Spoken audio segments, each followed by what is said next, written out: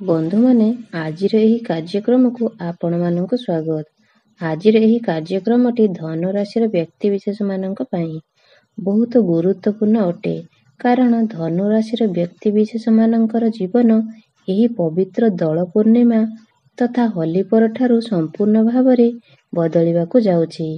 କାରଣ ହୋଲି ଦିନ ଅର୍ଥାତ୍ ମାର୍ଚ୍ଚ 15ରେ ସୂର୍ଯ୍ୟ ନିଜର ରାଶି ପରିବର୍ତ୍ତନ କରିବାକୁ ଯାଉଛନ୍ତି ଏବଂ 29 ମାର୍ଚ୍ଚକୁ ଶନି ମଧ୍ୟ ନିଜର ରାଶି ପରିବର୍ତ୍ତନ କରିବାକୁ ଯାଉଛନ୍ତି।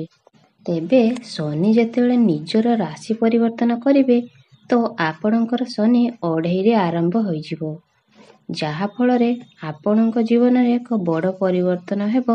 ଏହାର ପ୍ରଭାବ ଆପଣଙ୍କର ସ୍ୱାସ୍ଥ୍ୟ, ଶିକ୍ଷା, ପ୍ରେମ ଜୀବନ, ବୈବାହିକ ଜୀବନ, ଭାଗ୍ୟ, କ୍ୟାରିୟର ଏବଂ ବେପାର ବାଣିଜ୍ୟ ଉପରେ ରହିବ। ତେବେ ଏହାପରେ ଆପଣଙ୍କ ଜୀବନରେ କେଉଁ ସବୁ ପରିବର୍ତ୍ତନ ହେବ ଏବଂ କେଉଁ ସବୁ ବଡ଼ ଘଟଣା ଗୁଡ଼ିକ ଘଟିବ, ସେ ବିଷୟରେ ଜାଣିବା ପାଇଁ ଆପଣମାନେ ଭିଡ଼ିଓଟିକୁ ସ୍କିପ୍ ନ କରି ଶେଷ ପର୍ଯ୍ୟନ୍ତ ନିଶ୍ଚୟ ଦେଖନ୍ତୁ ଏବଂ ଆପଣଙ୍କର ଯଦି ଧନୁରାଶି ହୋଇଥାଏ ତେବେ ଭିଡ଼ିଓଟିକୁ ଲାଇକ୍ କରି ଚ୍ୟାନେଲଟିକୁ ସବସ୍କ୍ରାଇବ୍ କରିଦିଅନ୍ତୁ। କମେଣ୍ଟ ବକ୍ସରେ ଭକ୍ତି ଏବଂ ଶ୍ରଦ୍ଧାର ସହିତ ଜୟ ଜଗନ୍ନାଥ ନିଶ୍ଚୟ ଲେଖନ୍ତୁ। ତ ବନ୍ଧୁମାନେ, ଆସନ୍ତୁ ଆରମ୍ଭ କରିବା ଆଜିର ଏହି କାର୍ଯ୍ୟକ୍ରମକୁ, ଯାହାକି ଜନ୍ମ ରାଶି ଏବଂ ଚନ୍ଦ୍ର ରାଶି ଉପରେ ଆଧାରିତ ଅଟେ। ତେବେ ବନ୍ଧୁମାନେ, ରାଶି ଚକ୍ରର 12ଗୋଟି ରାଶି ମଧ୍ୟରୁ ନବମ ରାଶି ହେଉଛି ଧନୁରାଶି। ତ ଆପଣଙ୍କ କୁଣ୍ଡଳୀର ତୃତୀୟ ଭାବରେ ବିରାଜମାନ ଅଛନ୍ତି ଶନି ଏବଂ ସୂର୍ଯ୍ୟ। ତେବେ 15 ମାର୍ଚ୍ଚକୁ ସୂର୍ଯ୍ୟ ଆପଣଙ୍କର ଚତୁର୍ଥ ଭାବକୁ ଚଳନ କରିବେ। ଶନି ମଧ୍ୟ 29 ମାର୍ଚ୍ଚକୁ ଆପଣଙ୍କର ଚତୁର୍ଥ ଭାବକୁ ଚଳନ କରିବେ। ତେବେ ଆପଣଙ୍କର ଚତୁର୍ଥ ଭାବରେ ବିରାଜମାନ ଅଛନ୍ତି ଶୁକ୍ର, ରାହୁ ଏବଂ ବୁଧ ଆପଣଙ୍କର ଷଷ୍ଠ ଭାବରେ ବିରାଜମାନ ଅଛନ୍ତି। ଦେବଗୁରୁ ବୃହସ୍ପତି ସପ୍ତମ ଭାବରେ ବିରାଜମାନ ଅଛନ୍ତି। ମଙ୍ଗଳ ଏବଂ ଆପଣଙ୍କର ଦଶମ ଭାବରେ ବିରାଜମାନ ଅଛନ୍ତି। କେତୁ ତ ସର୍ବପ୍ରଥମେ ଆସନ୍ତୁ ଜାଣିନେବା ଆପଣଙ୍କର ସ୍ୱାସ୍ଥ୍ୟ କିପରି ରହିବ ଏହି ଦୋଳ ପୂର୍ଣ୍ଣିମା ପରେ। ତ ଆପଣଙ୍କ କୁଣ୍ଡଳୀର ପ୍ରଥମ ଭାବଟି ହୋଇଥାଏ ଆପଣଙ୍କର ସ୍ୱାସ୍ଥ୍ୟର ଭାବ, ଇମ୍ୟୁନିଟି ସିଷ୍ଟମର ଭାବ ଏବଂ ଆପଣଙ୍କର ପ୍ରଥମ ଭାବର ଅଧିପତି ହେଉଛି ଦେବଗୁରୁ ବୃହସ୍ପତି, ଯେ କି ଆପଣଙ୍କର ଷଷ୍ଠ ଭାବରେ ବିରାଜମାନ ଅଛନ୍ତି। ତେବେ ଷଷ୍ଠ ଭାବଟିକୁ କୁଣ୍ଡଳୀରେ ଭଲ ବୋଲି ମାନାଯାଇଥାଏ। ତେବେ ଗୁରୁ ଯେ ପର୍ଯ୍ୟନ୍ତ ଆପଣଙ୍କର ଷଷ୍ଠ ଭାବରେ ଅଛନ୍ତି, ଆପଣଙ୍କୁ ଟିକେ ଆପଣଙ୍କର ସ୍ୱାସ୍ଥ୍ୟ ପ୍ରତି ଧ୍ୟାନ ରଖିବାର ଅଛି। ଆପଣଙ୍କର ଇମ୍ୟୁନିଟି ସିଷ୍ଟମ ଟିକେ ଡାଉନ୍ ରହିବ। ଲିଭର, ଷ୍ଟମାକ୍ ଏସବୁରେ କିଛି ପ୍ରୋବ୍ଲେମ ଦେଖା ଦେଇପାରିବେ। ଡାଇଜେଷ୍ଟିଭ ସିଷ୍ଟମରେ ଟିକେ ପ୍ରୋବ୍ଲେମ ଦେଖା ଦେଇପାରେ ଏବଂ ମୋଟାପଣ ବଢ଼ିବା ଭଳି ମଧ୍ୟ ସମସ୍ୟା ଦେଖା ଦେଇପାରେ। ତ ବିଶେଷ କରି ଆପଣଙ୍କୁ ନିଜର ଖାଦ୍ୟପେୟ ପ୍ରତି ଯତ୍ନଶୀଳ ହେବାର ଅଛି ଏବଂ ଯୋଗ, ବ୍ୟାୟାମ, ପ୍ରାଣାୟାମ ଇତ୍ୟାଦି କରିବାର ଅଛି। ତେବେ 15 ମଇକୁ ଗୁରୁ ନିଜର ରାଶି ପରିବର୍ତ୍ତନ କରି ଯେତେବେଳେ ଆପଣଙ୍କର ଷଷ୍ଠ ଭାବରେ ସପ୍ତମ ଭାବକୁ ଚଳନ କରିବେ, ତ ଆପଣଙ୍କର ସ୍ୱାସ୍ଥ୍ୟ ସମ୍ବନ୍ଧିତ ସବୁ ସମସ୍ୟା ଗୁଡ଼ିକ ଦୂର ହୋଇଯିବ। ଆପଣଙ୍କର ସ୍ୱାସ୍ଥ୍ୟରେ ସୁଧାର ଆସିବ। ଏବେ ଆସନ୍ତୁ ଜାଣିନେବା ବିଦ୍ୟାର୍ଥୀମାନଙ୍କ ପାଇଁ କିପରି ରହିବ ଏହି ଦୋଳ ପୂର୍ଣ୍ଣିମା ପରର ସମୟ। ତେବେ ବନ୍ଧୁମାନେ, କୁଣ୍ଡଳୀର ପଞ୍ଚମ ଭାବରେ ହୋଇଥାଏ ଆପଣଙ୍କର ଶିକ୍ଷାର ଭାବ। ଆପଣଙ୍କର ପଞ୍ଚମ ଭାବର ଅଧିପତି ହେଉଛନ୍ତି ମଙ୍ଗଳ, ଯିଏକି ଆପଣଙ୍କ ସପ୍ତମ ଭାବରେ କେନ୍ଦ୍ରରେ ବିରାଜମାନ ଅଛନ୍ତି।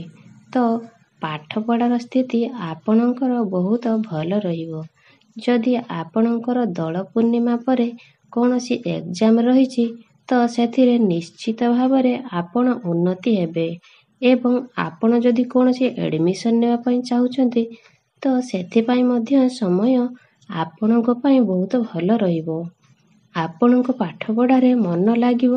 ଆପଣ ନିଜ ଇଚ୍ଛାରେ ହିଁ ପାଠପଢ଼ାରେ ବହୁତ ଭଲ କରିବେ। ମାତ୍ର ଯଦି ଆପଣଙ୍କ ଉପରେ କିଏ ପ୍ରେସର ଦିଏ ତ ହୁଏତ ଆପଣ ପାଠ ନ ପଢ଼ି ପାରନ୍ତି। କିନ୍ତୁ ଆପଣଙ୍କର ପାଠପଢ଼ା ଯେହେତୁ ବହୁତ ଭଲ ରହୁଛି, ତେଣୁ ଆପଣ ପାଠପଢ଼ାରେ ମନ ଦିଅନ୍ତୁ ଏବେ ଆସନ୍ତୁ ଜାଣିବା ଆପଣଙ୍କର ପ୍ରେମ ଜୀବନ କିପରି ରହିବ। ଏହି ଦୋଳ ପୂର୍ଣ୍ଣିମା ପରେ ତ କୁଣ୍ଡଳୀରେ ପଞ୍ଚମ ଭାବଟି ଆପଣଙ୍କର ଶିକ୍ଷାର ଭାବ ହେବା ସହିତ ପଞ୍ଚମ ଭାବଟି ମଧ୍ୟ ହୋଇଥାଏ। ଆପଣଙ୍କର ପ୍ରେମ ଜୀବନର ଭାବ ଏବଂ ଆପଣଙ୍କର ପଞ୍ଚମ ଭାବର ଅଧିପତି ହେଉଛନ୍ତି ମଙ୍ଗଳ, ଯିଏକି ଆପଣଙ୍କର ସପ୍ତମ ଭାବରେ ବିରାଜମାନ ଅଛନ୍ତି ଏବଂ ଆପଣଙ୍କର ପ୍ରଥମ ଭାବର ଅଧିପତି ଦେବଗୁରୁ ବୃହସ୍ପତି ଆପଣଙ୍କର ଷଷ୍ଠ ସ୍ଥାନରେ ବିରାଜମାନ ଅଛନ୍ତି। ତ ଗୁରୁ ଏବଂ ମଙ୍ଗଳଙ୍କର 1-12ର କନେକ୍ସନ ହେଉଛି, ତେବେ ଶନିଙ୍କ ଦୃଷ୍ଟି ଯେହେତୁ ଆପଣଙ୍କର ପଞ୍ଚମ ଭାବ ଉପରେ ରହୁଛି, ତ ଆପଣଙ୍କର ପାର୍ଟନର ମଧ୍ୟରେ ଟିକେ ଜିଦ୍ଦି ସ୍ୱଭାବ ଦେଖାଦେବ। ଛୋଟ ଛୋଟ କଥାରେ ହିଁ ସେ ଜିଦ୍ଦି କରିବେ। ଏହା ବ୍ୟତୀତ ଗୁରୁ ଏବଂ ମଙ୍ଗଳଙ୍କର ଯେହେତୁ 1-12ର କନେକ୍ସନ ହେଉଛି, ତ ଆପଣ ନିଜେ ମଧ୍ୟ ବୁଝିପାରିବେ ନାହିଁ ଯେ କେଉଁ କଥାକୁ ନେଇକି ଆପଣଙ୍କ ମଧ୍ୟରେ ମିସ୍ଅଣ୍ଡରଷ୍ଟାଣ୍ଡିଂ ହେଉଛି। ବିନା କାରଣରେ ହିଁ ଆପଣଙ୍କ ମଧ୍ୟରେ ଯୁକ୍ତିତର୍କ ହେବ ଏବଂ ଭୁଲ ବୁଝାମଣା ମଧ୍ୟ ସୃଷ୍ଟି ହେବ। ତେବେ ଏସବୁର ଏତେଟା ଖରାପ ପ୍ରଭାବ ଆପଣଙ୍କର ପ୍ରେମ ଜୀବନ ଉପରେ ପଡ଼ିବ ନାହିଁ। ଆପଣଙ୍କ ମଧ୍ୟରେ ଭଲ ପାଇବା ଠିକଠାକ୍ ରହିବ ଏବଂ ବେଳେବେଳେ ସେମିତି କିଛି ସମସ୍ୟା ସୃଷ୍ଟି ହେଲେ ମଧ୍ୟ ଅନ୍ୟ ସମୟରେ ଆପଣଙ୍କ ମଧ୍ୟରେ ସମ୍ପର୍କ ଭଲ ରହିବ। ତ ଆପଣଙ୍କର ପ୍ରେମ ଜୀବନ 60ରୁ 70% ଭଲ ରହିବ।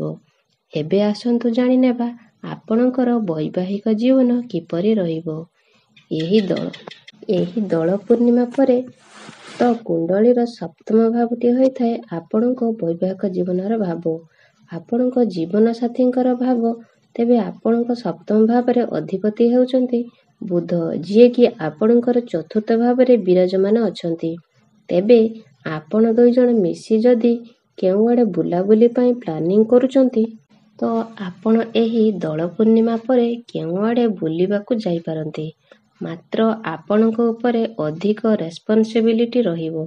ଆପଣ ହୁଅନ୍ତୁ ବା ଆପଣଙ୍କର ଜୀବନସାଥୀ ହୁଅନ୍ତୁ, ନିଜର କ୍ୟାରିୟରକୁ ନେଇକି କିମ୍ବା ନିଜର ପରିବାରକୁ ନେଇକି ଆପଣଙ୍କ ଉପରେ ଟିକେ ରେସ୍ପନ୍ସିବିଲିଟି ଅଧିକ ରହିବ। ତେବେ ମଙ୍ଗଳ ଯେହେତୁ ସପ୍ତମ ଭାବରେ ଅଛନ୍ତି, ତ ଆପଣଙ୍କର ଜୀବନସାଥୀଙ୍କ ମଧ୍ୟରେ ଆପଣ ଟିକେ ଆଗ୍ରାସୀନ ଦେଖିବାକୁ ପାଇପାରିବେ। ମାତ୍ର ବୈବାହିକ ଜୀବନ ଆପଣଙ୍କର ବହୁତ ଭଲ ରହିବ। ଆପଣଙ୍କ ମଧ୍ୟରେ ଭଲ ପାଇବା ରହିବ ଏବଂ ବୁଝାମଣା ମଧ୍ୟ ଭଲ ରହିବ। ଆପଣ ଦୁଇଜଣ ମିଶି କେଉଁଆଡ଼େ ବୁଲାବୁଲି କରିବାକୁ ଯାଇପାରନ୍ତି। କିଛି ନୂଆ ଜିନିଷ ଆପଣ ଏକ୍ସପ୍ଲୋର କରିପାରନ୍ତି। ଭାଗ୍ୟ ଦୃଷ୍ଟିରୁ ଯଦି ଦେଖିବାକୁ ଯିବା, ତ କୁଣ୍ଡଳୀର ନବମ ଭାବଟି ହୋଇଥାଏ ଆପଣଙ୍କର ଭାଗ୍ୟର ଭାବ। ଆପଣଙ୍କର ନବମ ଭାବର ଅର୍ଥାତ୍ ଭାଗ୍ୟ ଭାବର ଅଧିପତି ହେଉଛନ୍ତି ସୂର୍ଯ୍ୟ, ଯିଏକି ଆପଣଙ୍କର ତୃତୀୟ ଭାବରେ ବିରାଜମାନ ଅଛନ୍ତି ଏବଂ 15 ମାର୍ଚ୍ଚକୁ ଆପଣଙ୍କର ଚତୁର୍ଥ ଭାବକୁ ଚଳନ କରିବେ। ତ ନିଶ୍ଚିତ ଭାବରେ ଦୋଳ ପୂର୍ଣ୍ଣିମା ପରେ ଆପଣଙ୍କର ଭାଗ୍ୟ ବହୁତ ଭଲ ରହିବ।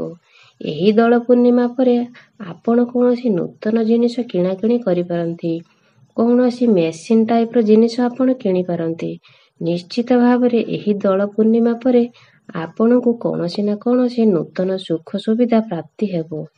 ତାହା ଛୋଟ ହେଉ କିମ୍ବା ବଡ଼ ହେଉ, କିନ୍ତୁ ନିଶ୍ଚିତ ଭାବରେ ଆପଣଙ୍କୁ କିଛି ସୁଖଦାୟକ ଜିନିଷ ପ୍ରାପ୍ତି ହେବ। କାରଣ ସୂର୍ଯ୍ୟ ଆପଣଙ୍କର ଚତୁର୍ଥ ଭାବରେ ରହି ଆପଣଙ୍କର ଏକାଦଶ ଭାବ ଅର୍ଥାତ୍ ଲାଭ ସ୍ଥାନକୁ ଦେଖିବେ। ଯାହା ଫଳରେ ଆପଣଙ୍କ ଭାଗ୍ୟରେ ଲାଭ ପ୍ରାପ୍ତି ହେବ। ଅଳ୍ପ ପରିଶ୍ରମରେ ମଧ୍ୟ ଆପଣଙ୍କୁ ଅଧିକ ସଫଳତା ମିଳିବ। ଯଦି ଆପଣ ବି କୌଣସି କାର୍ଯ୍ୟ କରୁଛନ୍ତି ଯେଉଁଥିରେ ଭାଗ୍ୟର ସପୋର୍ଟ ଅଧିକା ଦରକାର ହୁଏ, ଯେମିତିକି ଯଦି ଆପଣ କୌଣସି ନୂତନ କାର୍ଯ୍ୟର ଆରମ୍ଭ କରିବା ପାଇଁ ଚାହୁଁଛନ୍ତି, ଆପଣଙ୍କର କୌଣସି ମିଟିଂ କିମ୍ବା ଡିଲ୍ ରହିଛି, ସେୟାର ମାର୍କେଟ, ଷ୍ଟକ୍ ମାର୍କେଟରେ ଯଦି ଆପଣ ଇନଭେଷ୍ଟମେଣ୍ଟ କରିବା ପାଇଁ ଚାହୁଁଛନ୍ତି, କୌଣସି ବି ନୂତନ ଜିନିଷ କିଣାକିଣି କରିବାକୁ ଚାହୁଁଛନ୍ତି, ତ ଏସବୁ ପ୍ରତ୍ୟେକ କ୍ଷେତ୍ରରେ ଆପଣଙ୍କୁ ଆପଣଙ୍କ ଭାଗ୍ୟର ସାଥ ମିଳିବ। ଏହି ଦୋଳ ପୂର୍ଣ୍ଣିମା ପରେ ଆପଣ କୌଣସି ଶୁଭ ମାଙ୍ଗଳିକ କାର୍ଯ୍ୟର ମଧ୍ୟ ଆୟୋଜନ କରିପାରନ୍ତି। ତେବେ ବନ୍ଧୁମାନେ, ଏହି ଦୋଳ ପୂର୍ଣ୍ଣିମା ପରେ ଆପଣଙ୍କ ଜୀବନରେ ଏକ ବଡ଼ ପରିବର୍ତ୍ତନ ହେବାକୁ ଯାଉଛି। କାରଣ ଆପଣଙ୍କର ଶନି ଅଢ଼େଇର ଆରମ୍ଭ ହେବାକୁ ଯାଉଛି। ତ ଆପଣଙ୍କ କୁଣ୍ଡଳୀରେ ଯଦି ଶନି ଉଚ୍ଚ ସ୍ଥିତିରେ ଥାନ୍ତି, ମିତ୍ର ରାଶିରେ ଥାନ୍ତି, ତେବେ ଶନି ଅଢ଼େଇରେ ଆପଣଙ୍କୁ ବହୁତ ଅଧିକ ସଫଳତା ପ୍ରାପ୍ତି ହେବ। ଆପଣଙ୍କୁ କିଛି ସମସ୍ୟା ଦେଇ ଗତି କରିବାକୁ ପଡ଼ିପାରେ। ତେବେ ଆମ କୁଣ୍ଡଳୀରେ ଶନିଙ୍କର ସ୍ଥିତି ଆମର ପୂର୍ବଜନ୍ମର କର୍ମ ଆଧାରରେ ହିଁ ରହିଥାଏ। କାରଣ ଶନି ହେଉଛନ୍ତି କର୍ମଫଳଦାତା, ନ୍ୟାୟଦାତା। ଯଦି ଆମେ ପୂର୍ବଜନ୍ମରେ ଭଲ କାର୍ଯ୍ୟ କରିଥାଉ, ତ ଏହାର ଫଳସ୍ୱରୂପ ଏ ଜନ୍ମରେ ଆମକୁ କୁଣ୍ଡଳୀରେ ଶନି ଉଚ୍ଚ ସ୍ଥିତିରେ ରହିଥାନ୍ତି। ମାତ୍ର ପୂର୍ବଜନ୍ମରେ ଆମେମାନେ ଯଦି କିଛି କର୍ମ କରିଥାଉ, ତ ତାହାର ଫଳସ୍ୱରୂପ ଆମର କୁଣ୍ଡଳୀରେ ନିଜସ୍ଥ ବା ପୀଡ଼ିତ ଅବସ୍ଥାରେ ରହିଥାନ୍ତି। ତେଣୁ ସେଥିପାଇଁ ତ ଆପଣ କିଛି କରିପାରିବେ ନାହିଁ। ମାତ୍ର ଏ ଜନ୍ମରେ ନିଶ୍ଚିତ ଭାବରେ ଆପଣ ନିଜର କର୍ମକୁ ସୁଧାରି ପାରିବେ। ତ ଆପଣ ସବୁବେଳେ ନିଜର କର୍ମକୁ ଠିକ୍ ରଖିବା ପାଇଁ ଚେଷ୍ଟା କରନ୍ତୁ। ନଚେତ୍ ଶନି ଅଢ଼େଇରେ ବା ଶନି 7.5 ମଧ୍ୟରେ ଆପଣଙ୍କୁ ଅନେକ ଗୁଡ଼ିଏ ସମସ୍ୟା ଦେଇ ଗତି କରିବାକୁ ପଡ଼ିବ। ତେବେ ଆପଣଙ୍କ କୁଣ୍ଡଳୀରେ ଶନି ଉଚ୍ଚ ସ୍ତରରେ ଥାନ୍ତୁ କିମ୍ବା ନିଚ ସ୍ତରରେ ଥାନ୍ତୁ, ଦୁଇଟି ଯାକ ପରିସ୍ଥିତିରେ କିନ୍ତୁ ଆପଣଙ୍କ ଉପରେ ରେସ୍ପନ୍ସିବିଲିଟି ଅଧିକ ରହିବ, ଦାୟିତ୍ୱ ଅଧିକ ରହିବ, କାର୍ଯ୍ୟଭାର ଅଧିକ ରହିବ।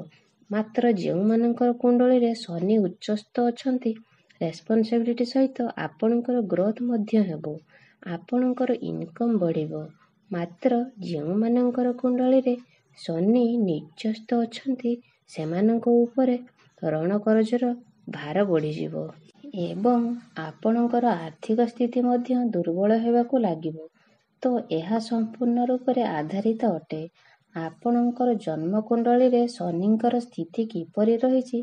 ତେବେ ଏହି ଶନି ଅଢ଼େଇ ମଧ୍ୟରେ ଆପଣ ପ୍ରପର୍ଟିର ଡିଲ୍ କରିପାରନ୍ତି, କୌଣସି ମେସିନ୍ ଆପଣ କିଣାକିଣି କରିପାରନ୍ତି।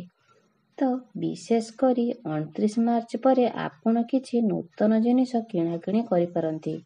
କୌଣସି ନୂତନ ଜିନିଷରେ ଆପଣ ଡିଲ୍ କରିପାରନ୍ତି। ଲୁହା, ମେସିନ୍, ଇଲେକ୍ଟ୍ରିକ୍ ଜିନିଷ, ଯାନବାହନ, ପ୍ରପର୍ଟି ଏସବୁ ବିଷୟରେ ଆପଣ ଭାବିପାରନ୍ତି।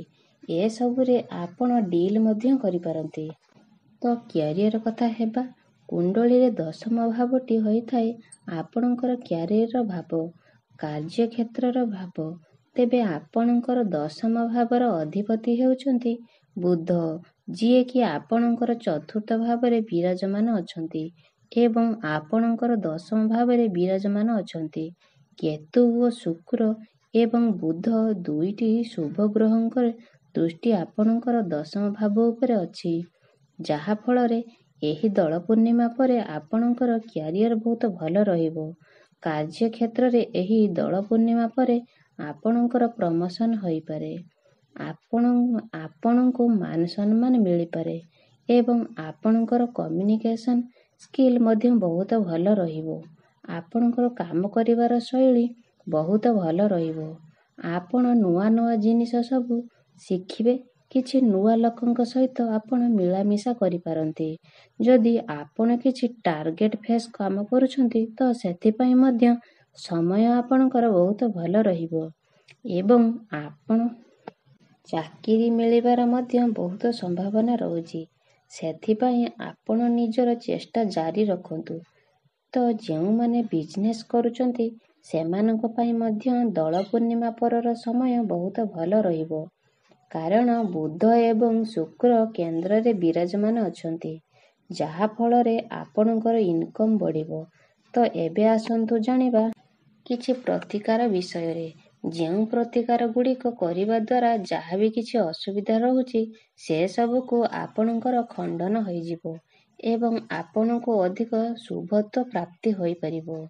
ତେବେ ସେଥିପାଇଁ ଆପଣ ପ୍ରତ୍ୟେକ ଦିନ ଗୁରୁଙ୍କର ବୀଜ ମନ୍ତ୍ର 108 ଥର ଜପ କରନ୍ତୁ। କାରଣ ଗୁରୁ ହେଉଛନ୍ତି ଆପଣଙ୍କର ରାଶି ସ୍ୱାମୀ ଏବଂ ଗୁରୁ ଷଷ୍ଠ ଭାବରେ ଦୁର୍ବଳ ସ୍ଥିତିରେ ଅଛନ୍ତି।